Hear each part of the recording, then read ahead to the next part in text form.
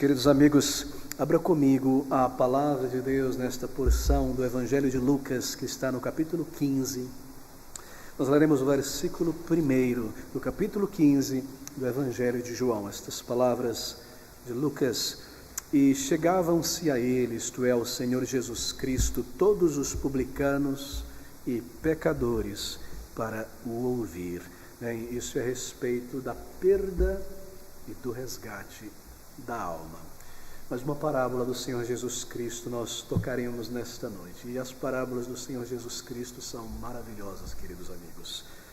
São ilustrações de verdades espirituais, usando-se elementos da vida comum. As parábolas do Senhor Jesus Cristo, como eu tenho buscado sempre repetir, não são meras histórias com fundo moral.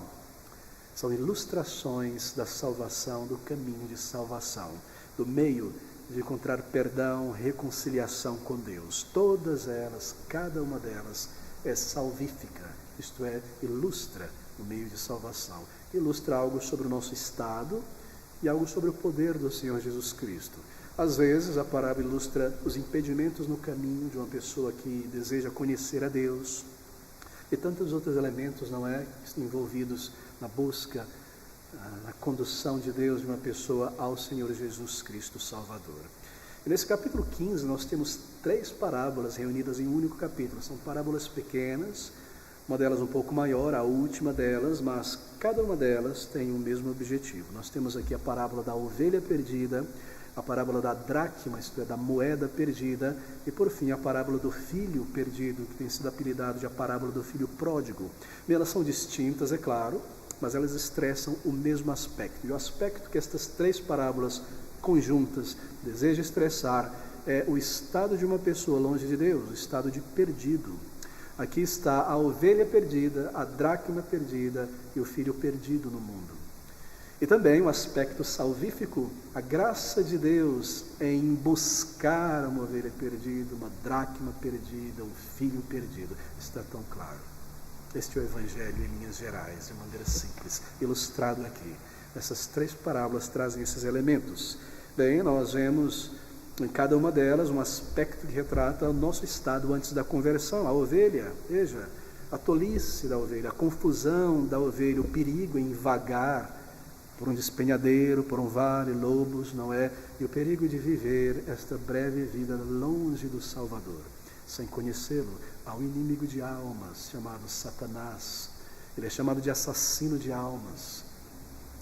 A dracma perdida, a ovelha, ou melhor, a moeda perdida, ilustra esse estado inanimado, frio, morto de nossas almas antes da graça de Deus operar em nós, perdidos, sem utilidade, sem valor para Deus. O filho pródigo, a nossa natureza rebelde, proposital, voluntária em nos afastar de Deus, da sua voz e nossa consciência, e viver o mais longe possível dentro do pecado, no lamaçal do pecado, longe do Senhor. E por fim, a graça de Deus, graça, sem méritos nós.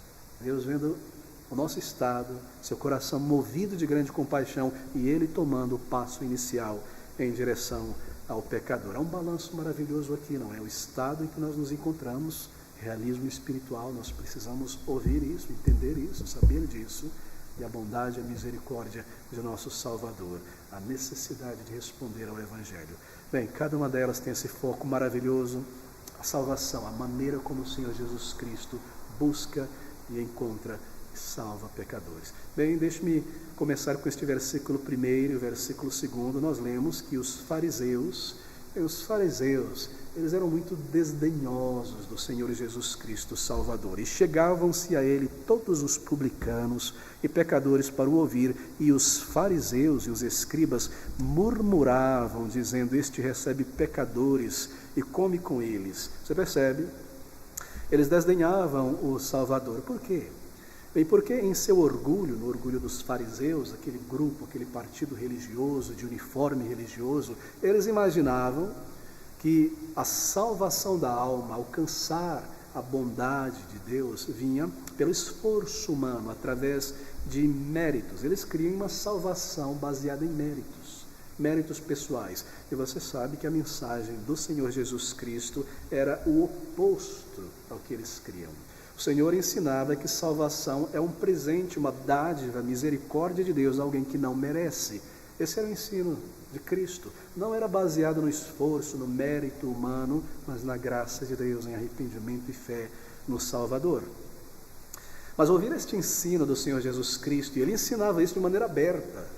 Na Galileia, as multidões, em Jerusalém, até dentro do templo, ele ensinava salvação pela graça de Deus, através dele, de Cristo Jesus. E esse ensino era repugnante aos ouvidos dos fariseus. Assim eles desdenhavam o Senhor Jesus Cristo, eles buscavam oportunidade para fazê-lo tropeçar, se pudessem, eles detestavam o Salvador.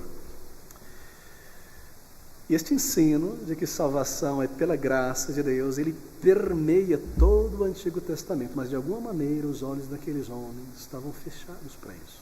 Eles simplesmente não percebiam que nós somos homens e mulheres necessitados da graça de Deus, e que se não for a bondade do Senhor, nós nunca alcançaríamos os méritos para a salvação. Mas veja, eles detestavam o Senhor Jesus Cristo, mas o Senhor Jesus Cristo nos diz aqui no versículo de número 7, em resposta àqueles homens, digo-vos, após a primeira parábola, que assim haverá alegria no céu por um pecador que se arrepende mais do que por 99 justos, isto é, justo aos seus próprios olhos, que não necessitam de arrependimento. Você percebe? Aqui nós temos então a parábola da moeda perdida. É nesse contexto que ele declara essas palavras, a parábola da dracma. Nós iremos lidar com esta parábola unicamente.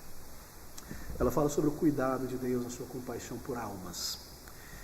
Que Deus tenha feito algo impossível para o ser humano fazer.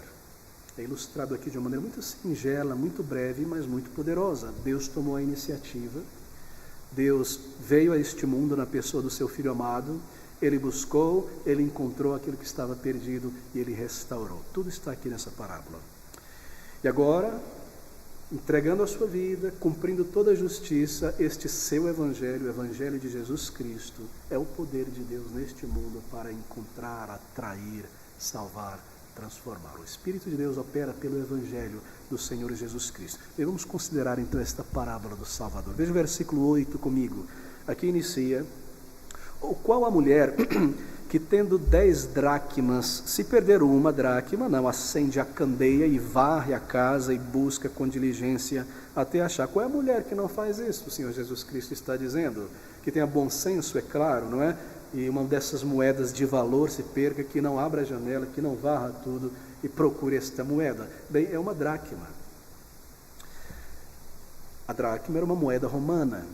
Bem, talvez para nós é um pouquinho difícil pensar sobre varrer a casa em busca de uma moeda, porque em nossa unidade monetária, a maior moeda que nós temos é R$1, não é? Isso hoje em dia não tem grande valor. Mas uma dracma era uma moeda romana de prata, que correspondia a pelo menos metade de um dia de trabalho duro no sol, de um jornaleiro. Alguém fazia uma jornada de trabalho, né? Do raiar do sol ao pôr do sol, ou seja, havia grande valor nesta moeda. Não me pergunte quanto isso poderia comprar, mas era bastante coisa, não é? Nós lemos, alguns historiadores nos dizem que um trabalhador no campo, que era trazido pela manhã, né, um chapa, alguém que era levado para cortar, colher e voltar para casa à noite, o que ele recebia, ele dava para manter por 3 dias, pelo menos, o seu alimento, a provisão necessária. Assim, não era uma moedinha pequena, é uma moeda de valor, esta dracma. E é claro, queridos amigos, esta dracma, esta moeda, nós sabemos disso, ela representa cada um de nós. Ela representa pessoas aqui. Nós sabemos que o versículo 10 nos informa disso. E assim vos digo que há alegria diante dos anjos por um pecador que se arrepende. Essa é a aplicação, não é? Ou seja, a dracma representam pessoas. Bem, quem nunca perdeu uma moeda aqui? Todos nós, não é? Aquela moeda romana, como a nossa moeda aqui no Brasil, ela tinha inscrições e ela tinha um rosto, uma efígie. Na nossa moeda, há o efígie da liberdade representada anamiticamente da cultura greco-romana, mas a moeda romana tinha a face do seu possuidor, do seu dono, era César. Isso pertencia a ele. Toda a moeda corrente com seu nome, com sua insígnia, com seu brasão, seu rosto, pertencia a César. E aquela moeda perdida, esta dracma, tinha esta imagem. A moeda estava perdida e com ela também a imagem. Você percebe que o Senhor Jesus Cristo está ensinando aqui. Elas são muito profundas, as parábolas do Senhor. Se você passa rapidinho, você perde de vista todo o ouro que está ali por baixo. Aqui está essa moeda perdida. Ali está a imagem do seu dono. Nós fomos criados à imagem e semelhança de nosso Deus. Em nós está carimbado a imagem do Criador. Queridos amigos, cada um de nós aqui nesta noite é um ser humano criado à imagem e semelhança de Deus. Nós não somos como as outras criaturas de Deus, os animais. Há em nós algo que eles não possuem. Nós lemos que quando Deus criou os animais, Ele disse à terra que a terra produzisse seres viventes, as águas que produzissem peixes, ao ar que produzisse seres viventes, a terra, perdão. Mas quando veio o ser humano, Ele mesmo, com as suas mãos, nos é dito, a Trindade Santa, forma, assim por dizer, aquele molde de barro, e dele Ele sopra nas narinas. Isso é algo muito simbólico e verdadeiro. Algo dele entra no ser humano. Há em nós algo da divindade. Não somos divinos, mas algo que nos distingue a milhões de quilômetros de distância do reino animal. Nós não somos animais racionais, nós simplesmente não somos animais. Assim há em nós a imagem de nosso Criador, a imagem moral. Nós somos criados à imagem moral e semelhança de Deus, não a semelhança física, porque Deus não possui cabeça, tronco e membros, mas a imagem moral do Senhor. E nós carregamos esta imagem, algo que um cachorro, uma cutia, uma aranha, uma barata, uma cobra, um dinossauro não carrega. Nós carregamos algo da divindade. Esta imagem escrita, cravada em nós, como a imagem de César, o dono, o possuidor daquela moeda. E é isso que essa parábola está dizendo. Somos seres humanos, queridos amigos. Observe, pense comigo. Nós temos capacidades, embora os cientistas, biólogos, sobretudo, né, os zoologistas, tentam nos comparar aos gorilas. E veja como o gorila cuida do bebezinho, e ele faz isso e parece como um ser humano. Que absurdo. Queridos amigos, comparar as afeições de um chimpanzé, de um gorila, do ser humano. Oh, meus queridos amigos, nós temos capacidades muito mais elevadas, muito mais refinadas, precisas do que os animais irracionais. Lhe foi dado o poder da razão, o poder da consciência de que você existe, a capacidade de pesar os prós e os cons, de analisar entre as linhas das coisas. Lhe foi dada a capacidade de amar de uma maneira muito mais refinada do que os animais. Tremendos poderes nos foram dados. Isso representa a imagem de Deus em nós. Nós estamos tão distantes do reino animal, queridos amigos. Nós refletimos o nosso Criador. Cada um de nós reflete a imagem de nosso Criador. Mas veja, esta imagem, ou melhor, esta moeda está perdida. E com ela, a imagem também. A moeda está perdida e a imagem está torcida. Pensa sobre esta moeda perdida, ali na cozinha daquela senhora, não sei, debaixo de uma cama, talvez debaixo do fogão, no pé do fogão, onde tem mais gordura, escuro, poeira e teia de aranha. Ali está aquela imagem, aquela moeda. Isso nos retrata espiritualmente. Aquela moeda, ela está enferrujando. Aquela imagem está como que torcida, você não percebe claramente a imagem do seu possuidor nela, ela está perdida, ela está manchada, ela está suja, está incrustada. E ali está ela, e aqui estamos nós, depois do pecado. Nós somos um reflexo tão pálido da imagem gloriosa de Deus, da maneira como Ele nos criou. Por quê? Porque, de acordo com a palavra de Deus, espiritualmente, nós estamos perdidos, vagando voluntariamente longe de nosso Criador. Olhe para o ser humano em nossos dias.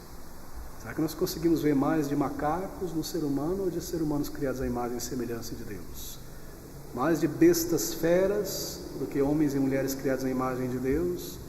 O ser humano hoje ele tem evoluído, né? Nós cremos na teoria da evolução, eu creio na teoria da evolução. Eu creio que o ser humano está evoluindo para se tornar um demônio. Porque quando você olha pela rua, o que você vê? Está próximo, não é? Será que há algo da imagem de Deus restante em nós?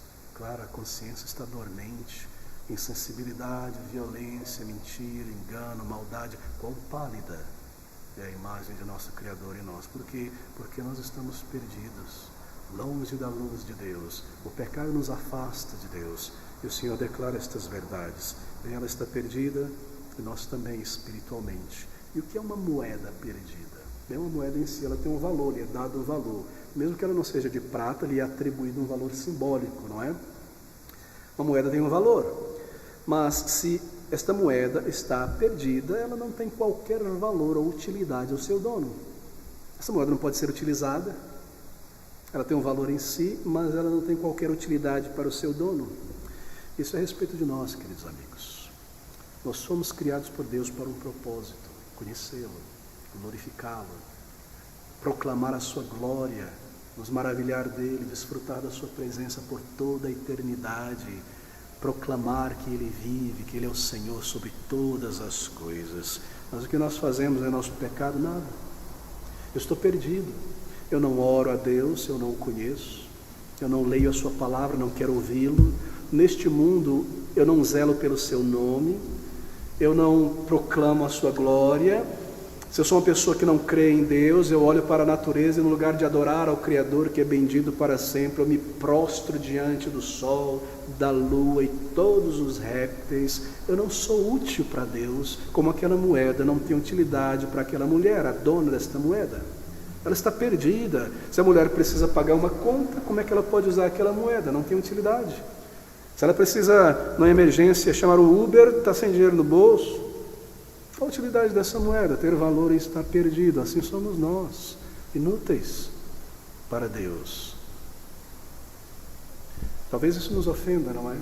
Mas esse é o retrato do Senhor Jesus Cristo, o Criador, que nos vê em nosso estado, sobre o que nós somos agora, depois do pecado. Assim somos nós, queridos amigos, de pouco valor, como uma moeda perdida, insensíveis, mortos, frios, despreocupados, nem reconhecemos que há um valor dentro de nós, isto é, no sentido da imagem de Deus, o potencial para conhecer o Criador.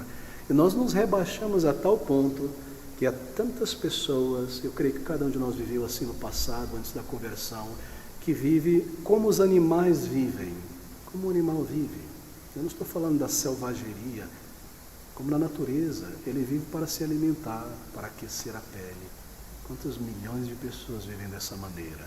Que eu vou comer, como eu vou pagar as minhas contas, como eu vou me aquecer, dia, anos, décadas após décadas, tendo uma alma eterna, um potencial eterno.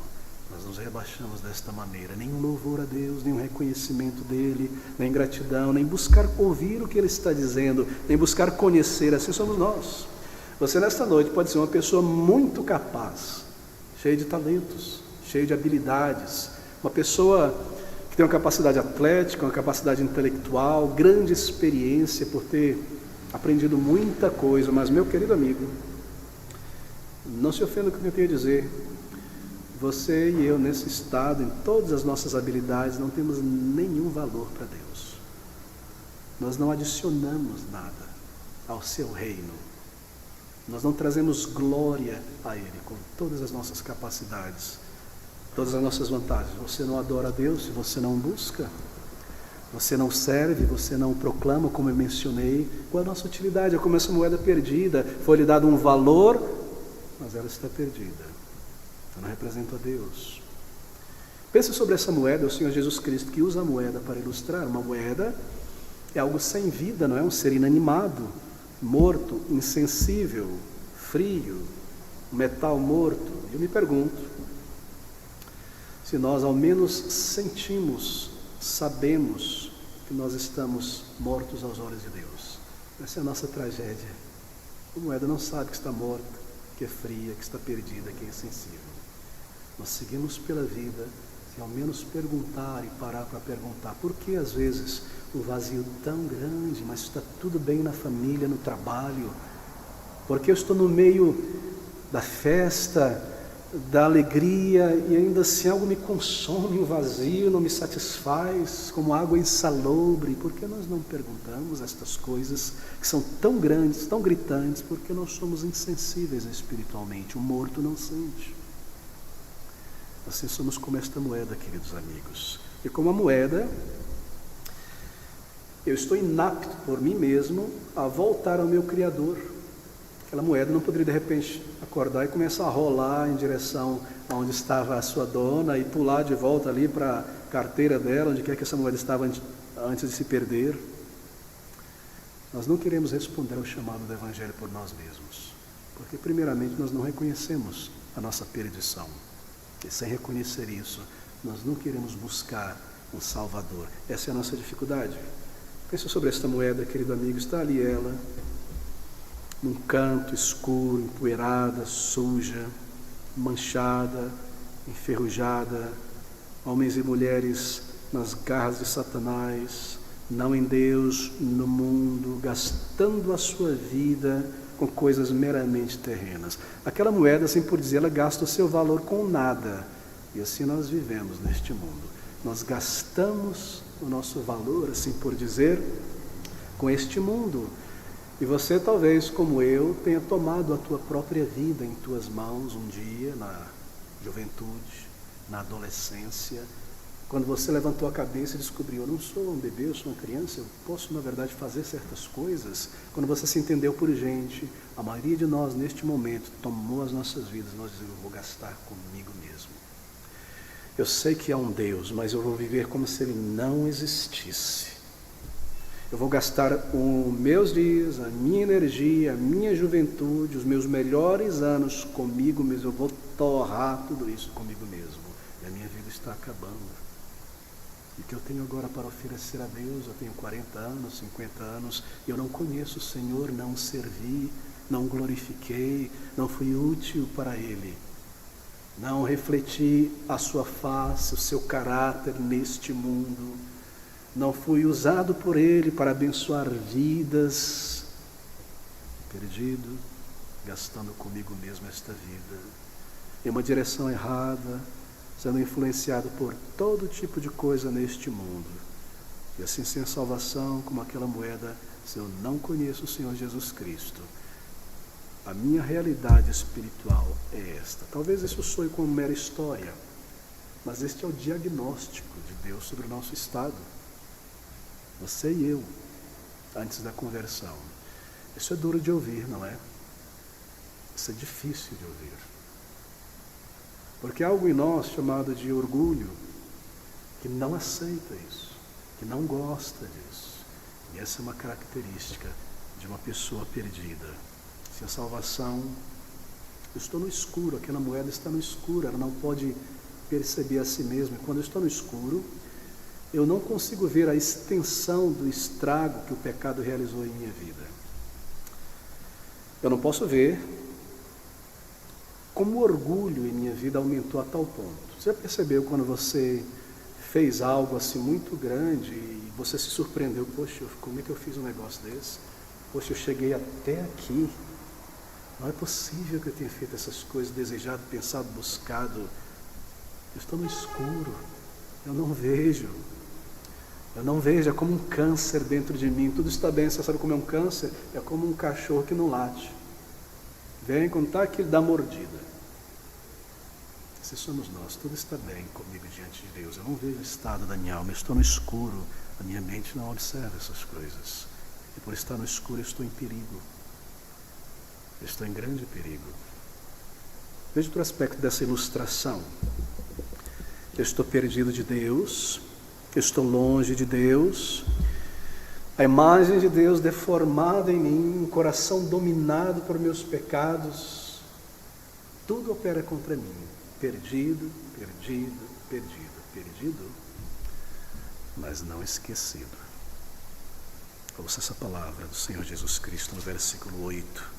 Ou qual a mulher que tendo 10 dracmas, se perder uma dracma, não acende a candeia e varre a casa e busca com diligência até achar. Esse é o outro lado da moeda. Este é o evangelho da graça redentora. O evangelho me diz onde eu estou, e o evangelho me diz como Deus me salva, como Cristo pode me salvar. Perdido, mas não esquecido pela misericórdia de Deus. Querido amigo, está tudo aqui nesta singela ilustração. Observe como Deus agora, a partir dessa ilustração, o Senhor Jesus mostra como Deus opera em nossa vida. Está tudo contido aqui. Ou qual é a mulher que, tendo 10 dracmas, se perder uma, não acende a candeia, varre a casa, busca com diligência e acha. Aqui está o início da busca por salvação. Deus opera assim. Deus deu valor a esta moeda, criada à sua imagem e semelhança. Esta mulher deu valor a esta moeda. Embora não seja assim conosco, não é? Deus não dá esse valor em nós porque haja algo belo em nós. O que o moveu então a correr atrás desta moeda? Moveu Deus a vir a este mundo. Foi a sua compaixão.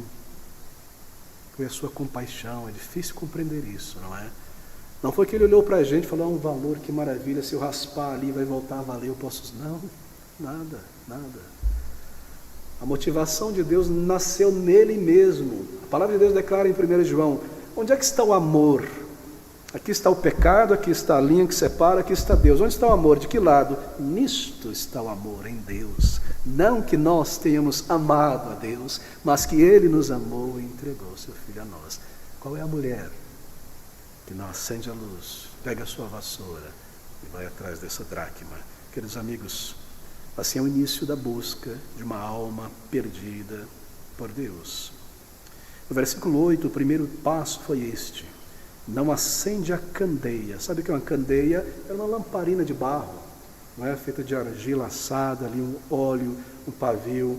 Qual é a mulher que não acende esta candeia de barro? Ela acende a candeia e ela põe no velador, no lugar da vela, no lugar próprio para iluminar toda a casa. E este é o primeiro passo. Observe que o Senhor Jesus Cristo está dizendo: este é o início da salvação de uma pessoa, o resgate espiritual de uma alma. Uma candeia, uma luz é acesa, iluminação nas trevas para o resgate de milhões de pessoas. A Bíblia descreve a salvação assim. Essa luz, ela foi acesa de duas maneiras, eu posso colocar desta forma. Primeiro, ela foi acesa quando o Senhor Jesus Cristo nasceu neste mundo. Abra comigo em João capítulo 8, versículo de número 12. Ouça essas palavras. João 8, 12. Falou-lhes, pois, Jesus outra vez, dizendo: eu sou a luz do mundo. Quem me segue não andará em trevas, mas terá a luz da vida. Eu sou a luz do mundo. Esta luz foi acesa quando este mundo se encontrava em trevas espirituais, longe, distante de Deus. A luz que ilumina todo homem que se aproxima de Deus. Jesus Cristo nasceu, esta luz foi acesa ali em Belém da Judeia, e o povo que andava debaixo de uma sombra escura, no vale da sombra da morte, longe de Deus, vazio e angústia, a eles brilhou uma luz tão maravilhosa. O Salvador, o Senhor Jesus Cristo, Rei da Glória, o tempo de Deus, de acordo com a promessa de Deus. Quando o mundo chegou àquele estágio, veio a segunda pessoa da Santa Trindade. Nos é dito por Mateus, aqui no seu Evangelho, que no tempo apropriado nasceu o Salvador. Apropriado, no tempo certo, no original, no momento certo. Tempo foi dado, porque Jesus veio tantos séculos depois da queda do ser humano no pecado. Por que não imediatamente quando Adão e Eva caíram? Bem, porque tempo deveria ser dado ao ser humano para que ele tentasse se salvar por seus méritos. Foi dado tempo para se formar e se criar todas as religiões humanas, sem esperança. Foi dado tempo para a filosofia, a ética, a moral, as grandes escolas de pensamento dos gregos, dos romanos, tentar resolver o problema da polis, do ser humano na cidade. Nada, só piorando. Mais e mais tempo foi dado, não é? Para o exército, para o domínio, para a Pax Romana, imposição de paz no mundo, nada resolvendo. Foi nesse momento, quando o ser humano se afundou e viu a sua incapacidade, o seu desespero, que raiou a luz. O Senhor acendeu esta luz. Ele enviou o Salvador, Ele veio a este mundo para salvar pecadores. E então, meu querido amigo, ele foi àquela cruz do Calvário, ali, naquele lugar, o ápice de toda a história da humanidade, no Monte Calvário, quando ele derramou a sua vida, entregou-se a si mesmo no lugar de pecadores, pagando por aqueles que confiariam nele, por pessoas do mundo inteiro, de todas as nações. Ali o Salvador cumpriu esta justiça, a luz se acendeu e esta luz permanece acesa ainda hoje, nesta noite. É o Senhor Jesus Cristo. Mas para entrar nesta luz, bem, é um perigo. Esta luz me faz ver o meu estado espiritual. E não é muito bom ver isso. Essa luz é acesa novamente, então, quando um pecador perdido é salvo. Ele é iluminado por Deus em sua mente. É como uma lâmpada que se acende na consciência. Tudo começa assim. Ali está uma pessoa perdida, como aquela ovelha vagando, sem perceber os lobos, o abismo de espinhadeiro, tranquila pela vida. E de repente, essa pessoa vivendo em pecado, poderia morrer a qualquer momento, desperta, uma luz acende. O que eu estou fazendo aqui? O que é tudo isso? Talvez com muito dinheiro no bolso, uma taça de champanhe na mão e um vazio. Talvez no meio do crime, segurando uma arma e o vazio. Talvez sentado em sua escrivaninha com todos os seus títulos, o vazio. Talvez alegre no seu churrasco, vem, a luz é acesa, eu sou um pecador. Como eu pude fazer isso que eu fiz ontem contra aquela pessoa?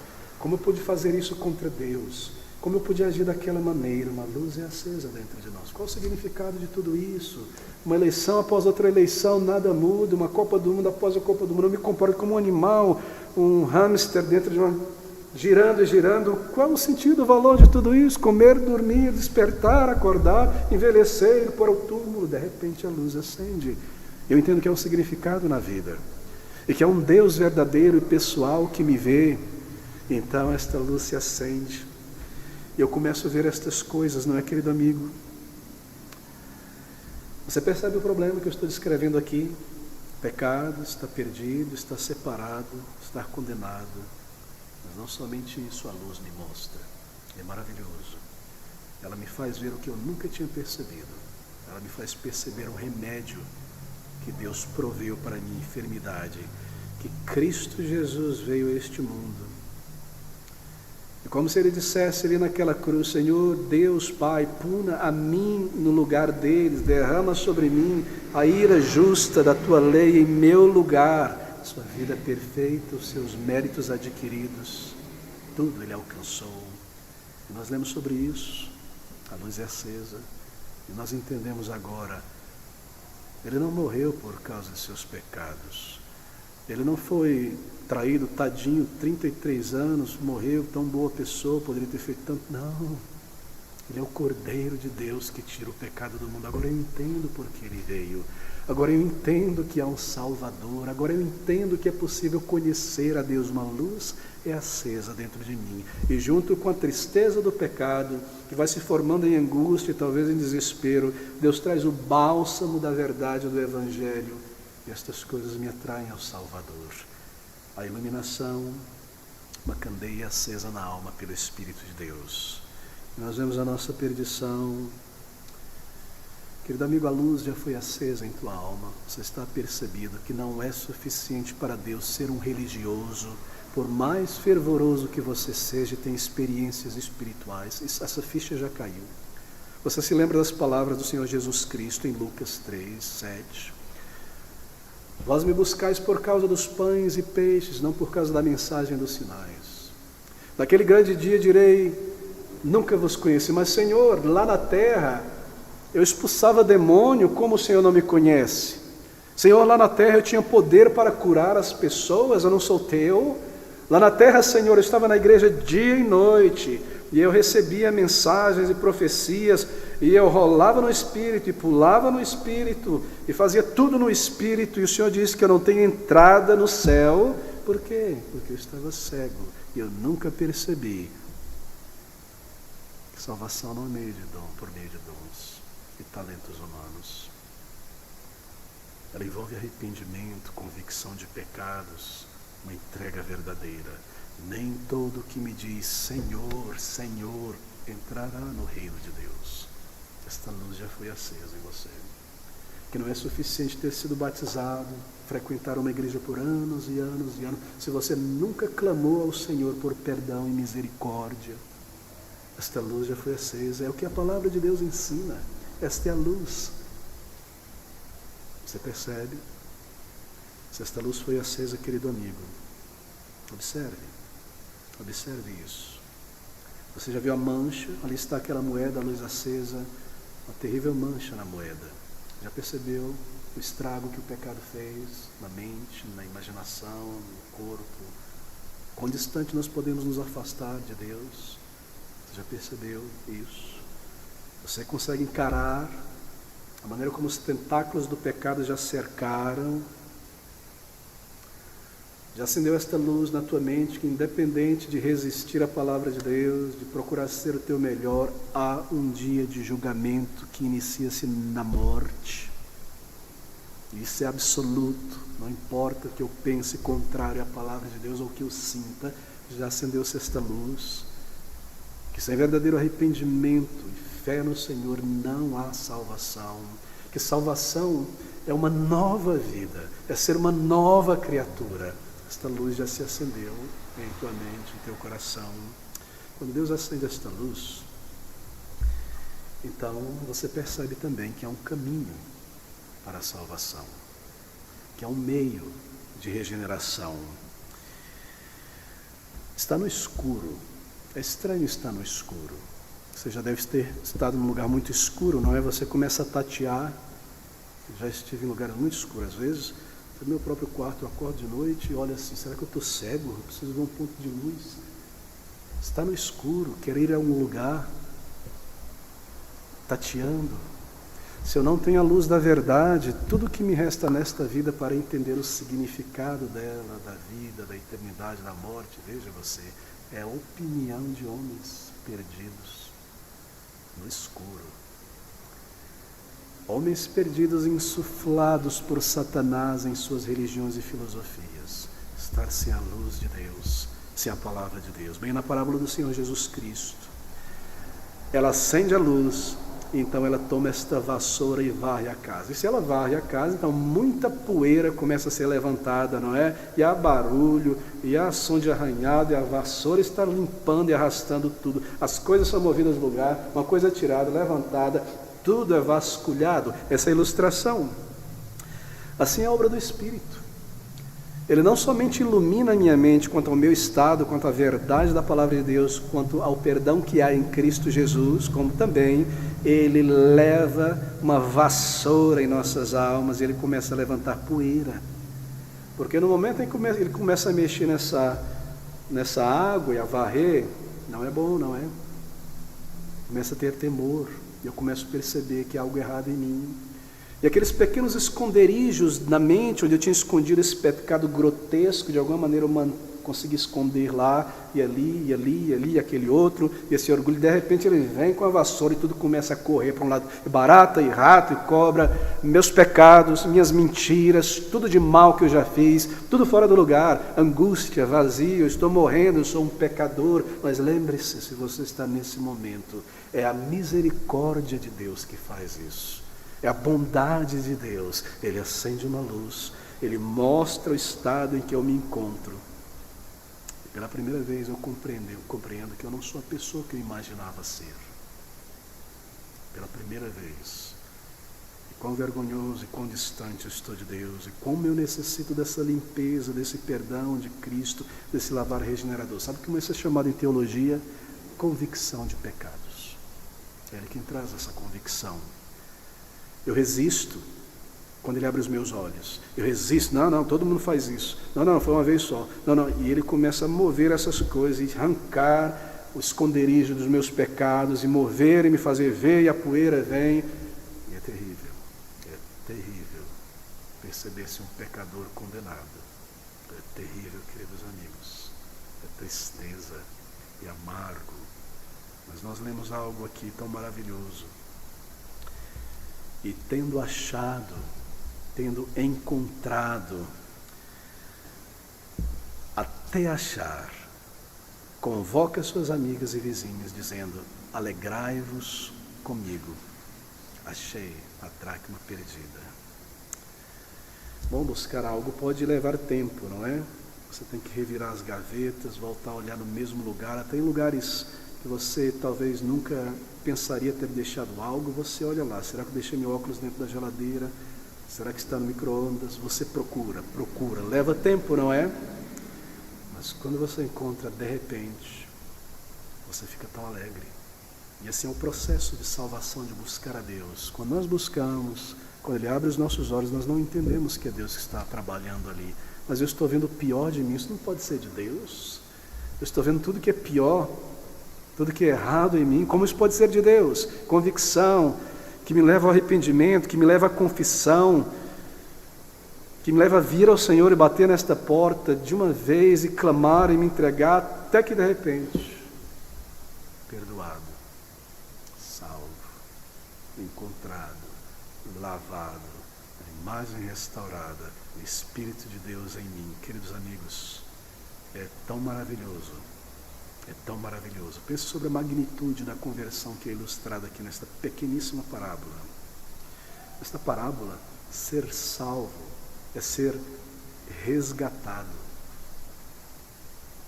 Toda pessoa que um dia foi transformada, convertida por Deus, não estava bem antes, estava perdido. Eu estava perdido dentro da igreja. Eu fui encontrado ali pela misericórdia de Deus, ser resgatado da morte pelo Senhor Jesus Cristo. Tremendo resgate de uma alma eterna. Alegria no céu. Por que é dito aqui que os anjos se alegram, que as amigas se alegram, que os companheiros do pastor de ovelhas se alegram? Porque a conversão, querido amigo, é um evento irresistível e irreversível. Quando você é salvo, você é salvo. E aqueles anjos não se alegrariam por algo que seria perdido de novo. Quando você é salvo e perdoado, você é salvo para sempre, a alegria no céu. Por isso estes anjos, estas amigas, estes companheiros, estas vizinhas se alegram. Alegrai-vos comigo, porque já achei a dracma perdida. Ser transformado. Por que a alegria no céu? Bem, por que a alegria no céu?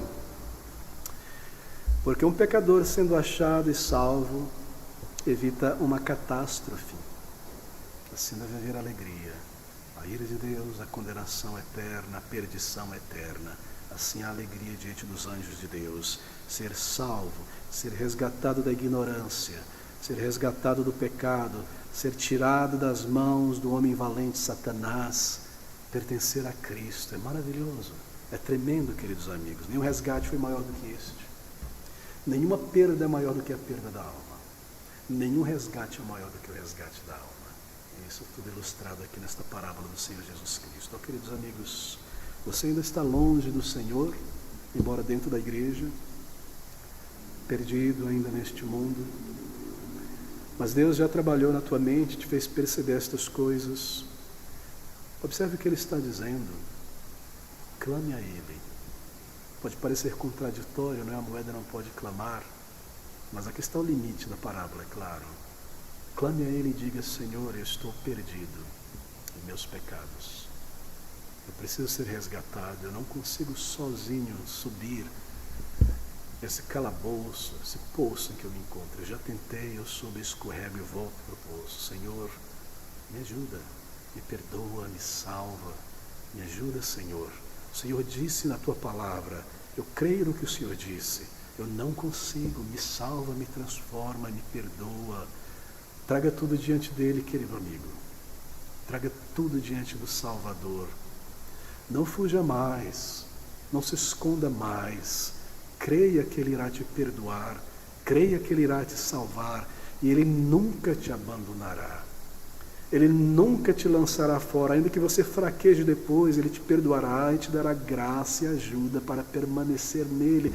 Até isso está aqui. É claro que está. Quando o pastor resgata a ovelha e põe no ombro e no pescoço e vai embora, aquela ovelha talvez dê uma mordida, um coice. Ele não joga a ovelha de volta nas pedras, sai daqui.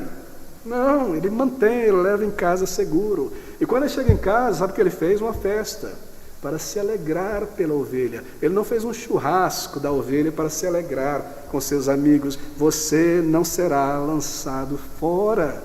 Os teus pecados não vão ter mais domínio sobre você. A dracma foi achada e não foi jogada fora, ela foi guardada. O filho pródigo foi recebido não como um jornaleiro. Melhor anel, sandálias nos pés, meu filho. Creia nisso, creia que o Salvador irá te perdoar. E simplesmente se lance a Ele em teu pecado e em tua culpa. Simplesmente faça isso.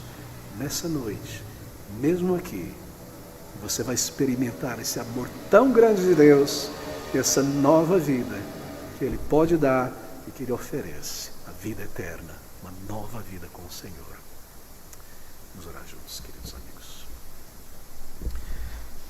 Bendito Deus, glorioso Pai de misericórdias, nós te agradecemos pelo Senhor Jesus Cristo, que veio a este mundo para buscar e encontrar o que se havia perdido. Senhor, às vezes há um impedimento em nosso coração.